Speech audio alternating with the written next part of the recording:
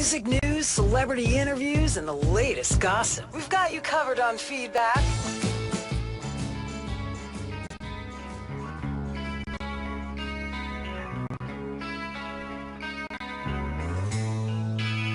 You know that guy. Dude, they're playing my song. What the hell? Like, you're slipping. Literally. You're slipping, bro. What's this rock cred that went out the window? You showed up not even on time, but early. Dude, I've already been doing interviews since literally before the sun was up. All right. Just got back from Fox and Friends, where they went from Sebastian Bach straight into Mike Pence. Wow. What planet are we living on? And America let out a collective hiccup. All right. I know. Sirius XM 106, it's Feedback. It's Nick Carter, Lori Majewski, and Baz is in the building. Oh, my God. Woo! All right, Yes. so let's start. Jersey in the house by way of Canada. 18 Jersey in the house by way of a hurricane destroying the house. 18 in life on Skid Row. Let's start. Yes. Who's pissed? Who's pissed? Because, you know, I said the other day, I was like, you know what? Baz has been through some shit. If he's honest, this book will be amazing. And you, like, I'm like 5 pages in. I'm like, oh, here we go. I wanted to have a book that was first and foremost entertaining to read. I wanted it to, I've read every rock book there is to read myself. I collect these books. I love them. And the weird thing is that I can read a rock bio by an artist that I don't like their music. Yeah. Yes. Like, It's well done. I don't listen to Patti Smith, okay? But I love that book that she wrote. Wild Horses is an incredible book. Just kids. Anthony Kiedis. I'm not a huge Chili Peppers fan, although But you dug his book. But I like the Chili Peppers, but his book blew my mind. And to be honest, when he was talking about his dad bringing him to the rainbow, I related to that, if you can tell by my childhood. Yes. And we're like the same age, and I read that, I go, holy fuck, we lived through some crazy times. Can I just read We you were one just thing? talking about that this Like, morning. real quickly, you're just talking about your dad, and I just want to read this real quickly. You're talking about your dad, was it like the Dynasty Tour, I guess? Yeah. You go to see Kiss, and you're way back in the shit seats, and your dad says, come with me. Oh, God, you're going to read this? Oh, dude. For real, listen to this. Says, you get up to the front, This is hard for me. and to you're on listen your to. dad's shoulders. This is Sebastian Bach. By the time Kiss got to the song Calling Dr. Love, I was crying on top of my dad's shoulders, much like the footage of young girls weeping at early Beatles concerts. I was experiencing a mix of many different emotions: excitement, wonder, fright, elation, terror, all rolled up into one blubbering mess. Here's the thing. Here's the thing. Yep. You talk about crying a lot, Well, which, you know, for an alpha male dude like you, that's ballsy. Well, I was a little kid, but I had that. When I see the Beatles footage of girls weeping, I had that physical reaction to rock and roll. When there was the show Midnight Special, Yeah. and it was on at midnight. When you're 8 years old, you don't stay up till midnight. And Kiss was on, and my mom knew it was important to me. And that was the first time I ever saw them move, because when we were kids, there was no videos. There was no rock and roll on TV. It was magazines, still imagery, and the records, and your mind. That was it. So when I first saw them moving like marionettes and walking around and breathing, I couldn't handle it. Yeah. And I started crying. And my mom goes, Sebastian, what's wrong? And I look up at her, I go, Mom, I don't know. I didn't know why I was reacting. It was just something that really hit me. I don't know why, you know. Well, what I love about that is you are such a fan of music. You love music so much, and it comes through in every single paragraph of this book. And what's amazing to me is you were so young when you got started. You know, we always talk about the Seattle grunge scene, the New York punk scene, the LA hair metal scene, but your book made this Jersey girl remember that Jersey had a legitimate rock scene in the 80s. So can you talk, as a Canadian, can you talk about, you know, this promised land of New Jersey? You're driving down, and what it meant to you to go and get your start with Skid Row in Jersey. Well, you got to remember what year we're talking about. 1987, the last year that I got a haircut. But anyway, The hair still looks good, I'm in listeners. interview mode. Anyway, I like it. So, okay, at that summer, Slippery When Wet dominated the world. Yeah. Dead or Alive was the biggest song. Living on a Prayer, You Give Love a Bad Name. That ruled that summer. If you were there, you know what I'm saying. And that was the first time I ever went to New Jersey from Detroit. I was in a band, Madam X, and we went to Mark Weiss's wedding. And I can remember turning down the Garden State Parkway, and we had this image of New Jersey that was just purely industrial, okay? Like the way it looks coming over that bridge where the parkway starts coming from the turnpike, and it says the word carborundum. You know what I'm Right by Newark Airport. What yeah. is carborundum? But that's like Jersey. Carborundum. We actually talked, me and Snake, about calling our album Carborundum. Skid Row, Carborundum. But that didn't happen. New Jersey was anyways, taken. Yeah. But anyways, that was the summer of Slippery When Wet. And we had this image of what we thought New Jersey was, but when we got in the Garden State Parkway, it was like beautiful. It was, I go, where's New Jersey? Like, it's all the woods, nice roads, like pretty streets. And we get to the ocean. I call my dad. I go, Dad, I'm on the ocean in New Jersey. He goes, there's no ocean in New Jersey. I'm standing on it. It's amazing. It's people are surfing. So I felt that whole Bon Jovi, Southside Johnny, Bruce Springsteen, Right. when he sings about Route 9 and you're on Route 9, I mean, it's heavy. It's really heavy. Wait, hang on a sec, Jersey kids. Facebook Live, if you want to check us out, we're talking to Sebastian Bach, of course, about his extraordinary memoir, 844-686-5863. So let's talk about that. So you're at Mark's wedding. Yeah. And you pretty much get the hookup for Skid Row from John Bon Jovi's dad. Yes. You find out that, you know, they're looking for a singer. So how weird was it when things sort of went south between you and John Bon Jovi? And did it really start with, like, Skid Row's outselling Bon Jovi in T-shirts? But it should have been there had to have been some other fucking underpinnings, right? Well, I know there's this crazy headline in the New York Post. Like, Yes. okay, when you go through a book that's 450 Right. pages, I could have picked 10 other crazy headlines, but they picked Bon Jovi's dad threatens to kill Sebastian Bach. There's a nice headline. That's a good one, you got to admit. I mean, speaking of Jersey, That's almost good as the headline. Bach slams pussy sweet. That could be the greatest headline in rock and roll history. No, That's the name of a porno. I'll tell you what. I'll tell you honestly, my favorite part of the whole. Bach slams pussy sweet. I'll tell you Say that again. my favorite part of the whole book, though. My favorite part of the whole book. There's a headline. My favorite part of the whole book is when you guys are getting ready to go on the European tour, and it's Motley Crue's management writes to your management saying that Skid Row is a bad influence on Motley Crue. Slow down. You know that's going in the book. That's going in the book. I knew that was going in the book in 1989. And there's Motley Crue who like have groupies backstage like using a kitty litter box as the toilet. And Skid Row is forbidden to go near them. And I'm like, I must be doing something right. you kept the letter. I mean, didn't they? You put the letter in the book that you That got. letter was like a platinum record. It was amazing. Oh my God. that letter was like, dude, you're making it in rock. If you can't hang with the crew, what the heck? Oh, but they found a way to hang with you. I mean, we love that scene on the plane when Tommy Lee, Oh, my God. comes to the back of the plane because you're the only one with the vodka. No, it was Jack. Oh, Jack. Sorry. And also, it was Zach Wilde, another Jersey boy, who I described when I met him. He had never drank before, and those pictures of Zach, like, do you know that that's Zach in there? I bet you don't even know that's him. I was like, dude, look, who's this guy who looks like he could be in Duran Duran? He's a pretty dude. Zach. You're compared to Zach now. There's which a is- rare picture for you. Dude.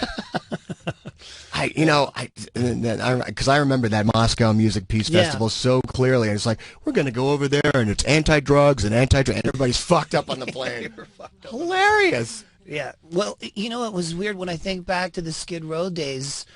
Everywhere we went, every car, limo, every van, every room had a case of beer in it. Like, we get in the car, there's a fucking cooler full of beer. We get in the van, there's a cooler full of beer. Get to the photo shoot, there's 3 or 4 coolers. Like, everywhere we went, we were drinking. Like, that's just the way it was. I mean, because I got to say, like, back then, you know, if somebody were to, like, make a list of the people they thought were going to make it at 2016, you wouldn't have been on that short list, bro.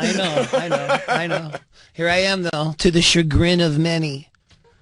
Well, I wanted to ask, one of the sweetest things that I thought was how John Bon Jovi really tried to help you guys in the beginning when you moved down from Canada. You moved in, you and your wife and child moved in with John and Dorothea in the beginning, and he actually took you into his closet and said, pick out some clothes? Absolutely. I mean, that's so interesting. Why do you think he was so eager to help you? Is it one of those, like, keep your friends close and your frenemies closer? You are the young gun, man. Yeah. Well, keep an eye on you. Once again, I must reiterate, these stories are from a long time ago. Okay, nobody expected us to make it that big. I mean, you know, maybe John did because he knew of the exposure that he personally was going to give us. But he did that with other bands too. And, you know, it worked with Cinderella and it worked with Skid Row, but those are the exceptions to the norm. So, you know, when I was in his closet and he was giving me his clothes off his back, I didn't think I was going to, like, I didn't think anybody was going to buy my record, you know, but they did. They bought the record. Right on. What can you say? All right, I want to talk about the term shortfall, because this blew my mind. I hate that word. Give us 1 second. We're going to take a quick break. Sirius XM 106, Nick and Lori. What the fuck is a shortfall? Baz is in the building. Yay! Stay right there. It's volume.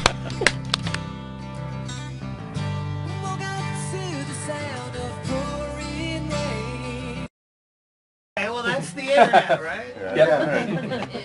Hello, I see a internet. lot of crazy stuff on the internet. So could I assign this to do you remember Zena Burns? Well, Zena Burns from the Frogs. From the Frogs? She used to run you around from when you were with the Frogs. Yes, and okay. she was so excited to meet you today. And I said after I'm done that I will give this to her. Zena, Z-E-N-A. Okay. Z-E-N-A. Yes. Mega fan. Experience. Yeah, that drummer of the Frogs died. No. You know about that? About the swimming pool, the swimming accident? Yeah. Very, very sad.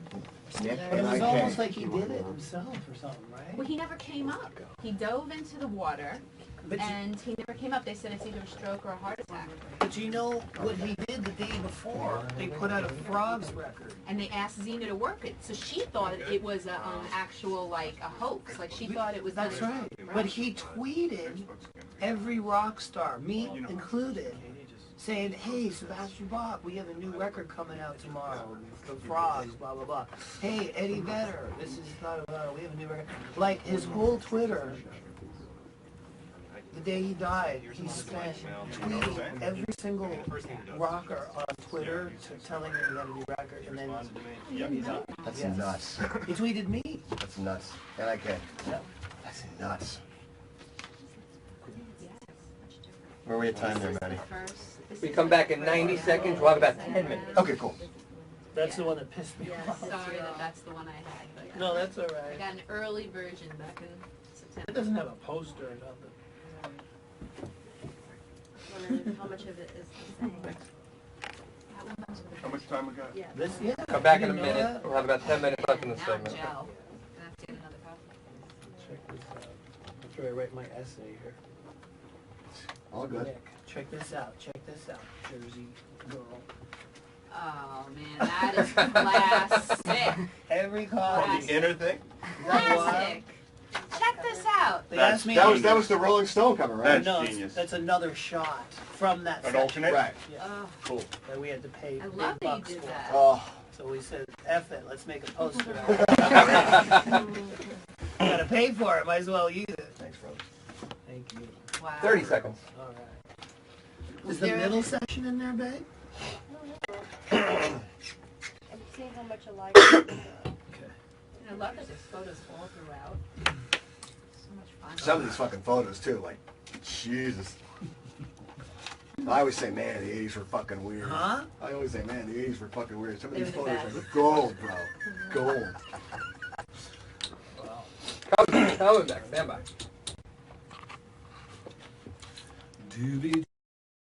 On the latest news in the world of music.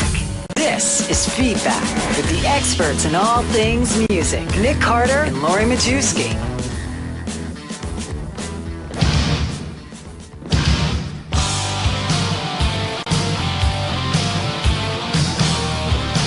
What is that shit? That's never going. That's never going anywhere. Feedback with Nick Carter and Lori Majewski. All right.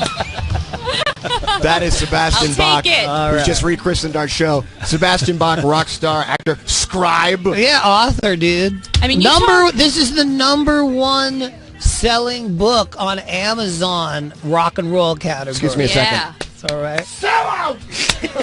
That's fine. All right, I got to get to this. What did they say in Metallica? Yeah, that's right. We're a sellout. We sell out every night. Every night we play.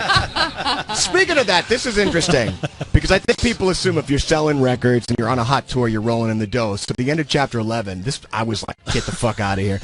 You talk about you come off the Slave to the Grind tour, right? And you're Should we say spoiler alert here? Spoiler alert. you're expecting a big check from management. Instead, you get a bill. Yeah, And- that was a great day. Like Scott. Okay, so Scott McGee says it's called a shortfall, and the quote is, it was explained to us that our pyro is one of the reasons for this new word we just learned. Scott McGee, you guys want to be like Kiss? Well, each time you blow up one of those bombs, it's 3 G's. Yeah, $3,000. Well, what? We have like 20 at the front of the show.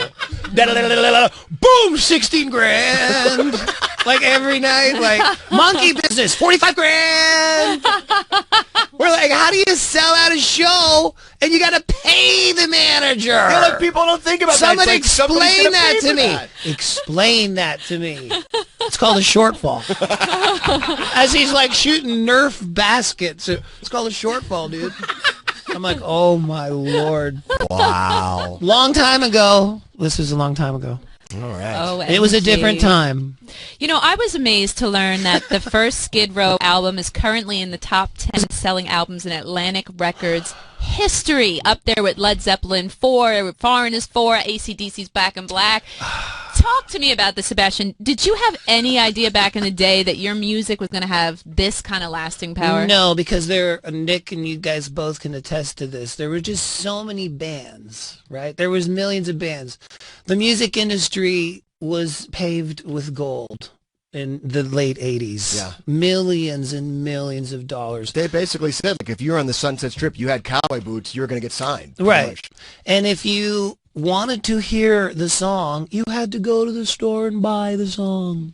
Amazing. Like, what a concept. Like, you had a paper route and you had $7. You had to go to the store and you had to choose the record you wanted. You couldn't press a button and download every song known to the history of mankind by every musician ever in the history. Like, for nothing. Like, it didn't work like that. You had to say, do I want the Jimi Hendrix record? Do I want the Led Zeppelin record? You know, like, it was like you had a vested interest. Kids just don't know. It's really, not to sound like the old guy, but it's such a bummer. Because remember going to Tower Records? Oh, well, and, like, I am a vinyl freak Yeah. now. And a lot of people are back into that scene.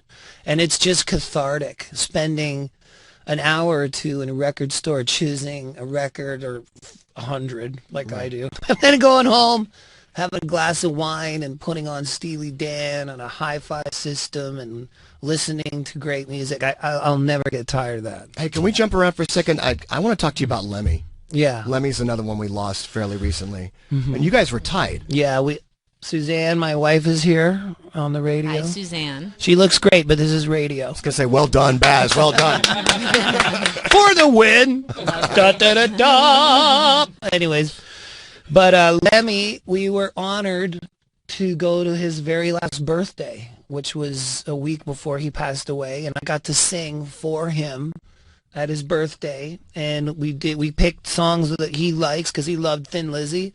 So we did Boys Are Back in Town, and with Nuno from Extreme and Matt Sorum. And unfortunately, we kind of knew he didn't have long at that night. The way you could tell he was checking out soon. Really? Yeah, he was not. He was just very frail, and I mean, what can you say? He just seemed like one of those guys that was just going to go on forever. Well, no I think he did, though, didn't he? Yeah. I mean, as much as forever as you can go. Well, I want to go to complete opposite. So many people have asked me to ask you, how the heck did you get on Gilmore Girls?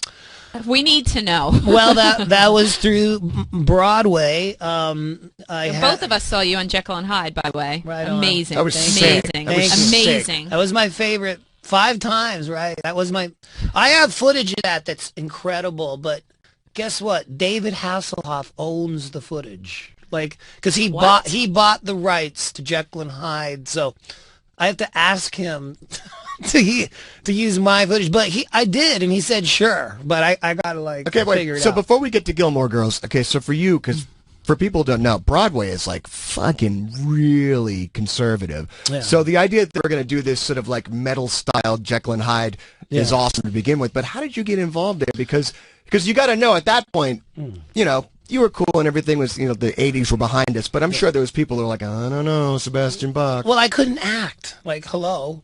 You're supposed to act. People knew I could sing, but everybody knew I couldn't act, right? So they put me, describe it in the book, they put me in a boot camp for a month where they berated me and belittled me, and that won't do, unacceptable, no shit, screaming at me, and it's $200 a ticket, That shit's brutal too. 8 shows a week. 8 shows a week, and but that was, if I had to circle the most creative and fulfilling creative thing I ever did, it would be Jekyll and Hyde on Broadway, because it was something that was so unexpected. But then again, so is this book. Actually, I kind of feel the same way. Putting out a book, that's #1 on Amazon. Congrats! But so tell us about Gilmore Girls. Oh, sorry. Well, they wanted a rocker to play in Lane's band. Okay, Lane is in the band Hep Alien. So they reached out to Atlantic Records and Barbara Skydell, my agent at the time. And they called me up, and the reason they called me is because I did Broadway. They knew I could come into TV, and that would be simple. Because on Broadway, you get exactly one take, Right. On TV, let's do it again. Were you a fan of the show at all? Not at the time, but I am now. Wow. Well, we love that you're back. I was like, were you a fan of the show? No, I'm a guy. They go, Gilmore. I go, what is that? They go, it's a show. We get something juicy in before we gotta go. Well, let's go to chapter 9. Bunch of booze, Mountain of Blow, Quaaludes, and tennis. My time with Metallica. So this is hang on. For those who haven't gotten the book, you have to you say that chapter title very slowly. Bunch of booze, Mountain of Blow, Quaaludes, and tennis. My time with Metallica. This is the height of Alcoholica too, wasn't it? Well, yeah. All right. A bunch of booze, a mountain of blow, Quaaludes, and tennis. And kind of says it all. And who combos those up? We certainly did. But then you throw in Lars's grandmother. Well, no, his grandpa, his grandma. No, that's my grandma. Wait. Dude, spoiler alert! God, you're giving away the end. Well, you want people to go check it out. Dude, they were doing blow with Lars's grandmother. I'm gonna get that right now. Click. It was a crazy night. Unbelievable. I told this story to Lars at Jerry Cantrell's birthday. I go, dude, my book's coming out.